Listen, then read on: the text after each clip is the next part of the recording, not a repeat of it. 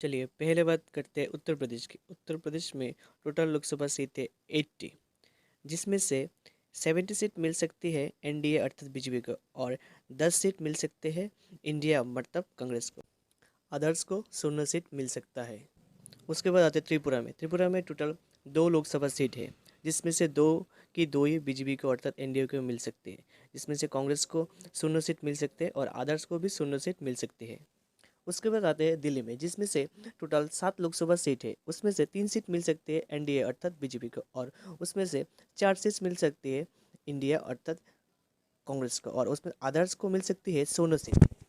उसके बाद है महाराष्ट्र में, जिसमें टोटल 48 लोकसभा सीट है, जिसमें से बीजेपी को मिल सकते हैं 18 सीट, और इंडिया अर्थात मीन्स कांग्रेस को मिल सकती है 28 सीट, और अदर्स को मिल सकती है 2 सीट।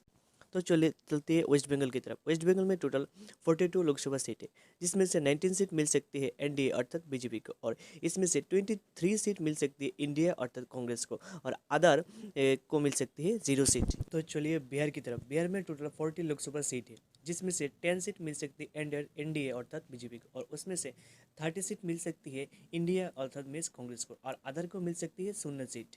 तो चलिए गुजरात की तरफ। गुजरात में टोटल 26 लोकसभा सीट है, जिसमें से 23 सीट मिल सकती है एनडीए अर्थात बीजेपी को, और उसमें से 3 सीट मिल सकती है इंडिया अर्थात मीन्स कांग्रेस को, अदर को मिल सकती है 0 सीट।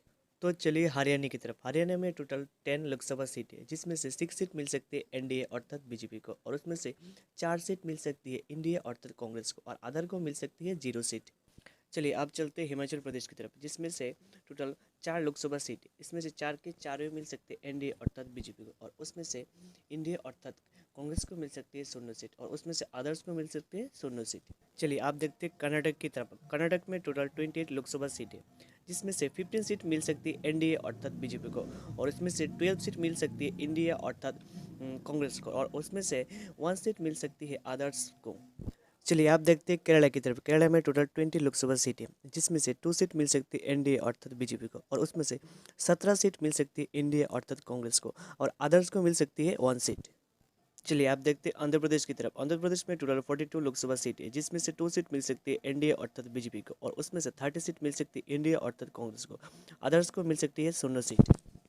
चलिए आप देखते हैं अरुणाचल प्रदेश की तरफ। अरुणाचल प्रदेश में टोटल 2 लोकसभा सीट है, जिसमें से 1 सीट मिल सकती है एनडीए अर्थात बीजेपी को, और 1 सीट मिल सकती है इंडिया अर्थात कांग्रेस को, और अदर्स को मिल सकती है 0 सीट। आप देखते हैं असम की तरफ। असम में टोटल 14 लोकसभा सीट है, जिसमें से 9 सीट मिल सकती है बीजेपी अर्थात एनडीए को, और उसमें से 5 सीट मिल सकती है इंडिया अर्थात कांग्रेस को, अदर को मिल सकती है 0 सीट। चलिए आप देखते हैं छत्तीसगढ़ के। छत्तीसगढ़ में टोटल 11 लोकसभा सीट है, जिसमें से 5 सीट मिल सकती है एनडीए अर्थात बीजेपी को, और उसमें से 6 सीट मिल सकती है इंडिया अर्थात कांग्रेस को, अदर को मिल सकती है 0 सीट। आप देखते हैं झारखंड की तरफ। झारखंड में टोटल 14 लोकसभा सीट है, जिसमें से 8 सीट मिल सकती है बीजेपी अर्थात एनडीए को, और उसमें से 6 सीट मिल सकती है इंडिया अर्थात कांग्रेस को, और अदर को मिल सकती है 0 सीट। आप देखते हैं मध्य प्रदेश की तरफ। मध्य प्रदेश में टोटल 29 लोकसभा सीट है, जिसमें से 25 सीट मिल सकती है एनडीए अर्थात बीजेपी को, और उसमें से 4 सीट मिल सकती है इंडिया और कांग्रेस को, और अदर को मिल सकती है 0 सीट। आप देखते हैं उड़ीसा की तरफ। उड़ीसा में टोटल 21 लोकसभा सीट है, जिसमें से 10 सीट मिल सकती है एनडीए अर्थात बीजेपी को, उसमें से 2 सीट मिल सकती है इंडिया और कांग्रेस को, और अदर को मिल सकती है 9 सीट।